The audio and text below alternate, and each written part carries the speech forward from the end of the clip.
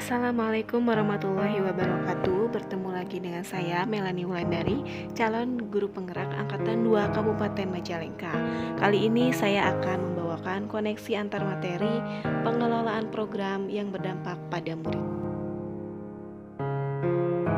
Hal yang menurut saya menarik adalah dalam membuat program yang tujuan utamanya adalah murid, ada beberapa tahapan yang harus ditempuh, mulai dari perencanaan program, manajemen resiko, monitoring dan evaluasi, pelaksanaan hingga pelaporan. MELR, monitoring, proses menghimpun informasi dan analisis internal dari sebuah proyek atau program.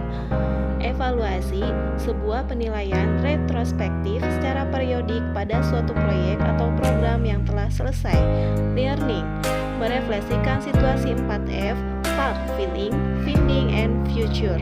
Reporting, alat bagi pimpinan untuk menginformasikan atau memberikan masukan untuk setiap pengambilan keputusan yang diambilnya.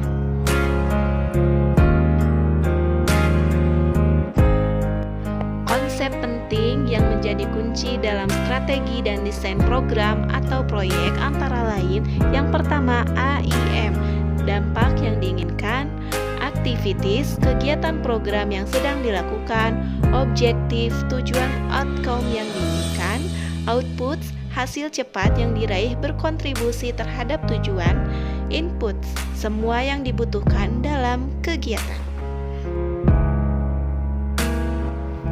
Manajemen resiko adalah metode yang tersusun secara logis dan sistematis dari suatu rangkaian kegiatan, penetapan konteks, identifikasi, analisa, evaluasi, pengendalian, serta komunikasi resiko yang akan terjadi dari suatu program sekolah. Selanjutnya yaitu tahapan atau macam-macam manajemen resiko. Yang pertama adalah resiko strategis atau berkaitan dengan tujuan. Yang kedua resiko keuangan atau aset dan finansial. Yang ketiga resiko operasional yaitu manajemen. 4. Resiko pemenuhan proses dan prosedural. Dan yang terakhir resiko reputasi atau nama baik lembaga. Bagaimanakah benang merah yang bisa ditarik dari keterkaitan antar materi yang diberikan dalam modul 3.3, yaitu tidak ada program yang tidak mengandung resiko di dalamnya. Oleh karena itu, dalam membentuk suatu program yang baik, alangkah baiknya harus melakukan pula manajemen resiko agar program yang kita rencanakan dapat berjalan dengan lancar. Kaitan antara pemetaan sumber daya dengan perencanaan program sekolah yang berdampak pada murid. Perencanaan program sekolah yang berdampak pada murid dibuat berdasarkan asset-based thinking atau kekuatan yang ada di sekolah dengan memetakan aset atau 7 modal utama yang dimiliki sekolah sehingga program tersebut akan memberikan dampak kepada murid.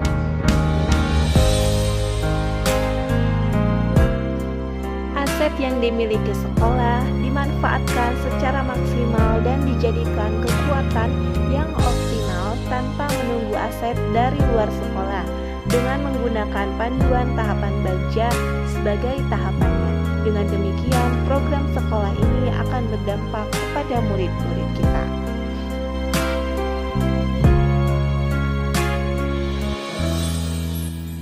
Hubungan materi dari modul sebelumnya dengan modul 3.3.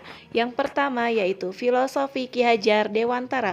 Program sekolah yang berdampak pada murid dapat menuntun murid agar potensi yang dimilikinya berkembang optimal dan sesuai pula dengan konsep merdeka belajar dan menuntun anak berkembang sesuai kodrat alam dan zamannya.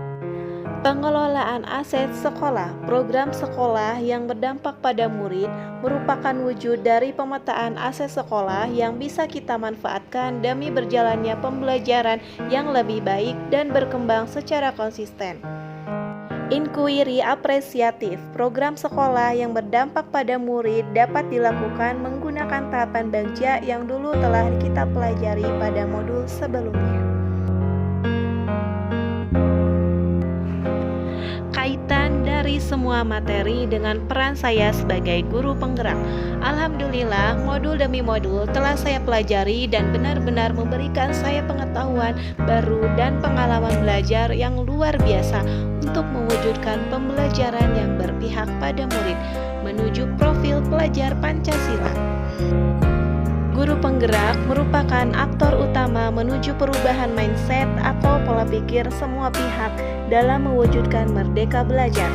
Serangkaian modul yang telah dipelajari merupakan modal bagi seorang guru penggerak untuk melakukan perubahan ke arah yang lebih baik di masa yang akan datang.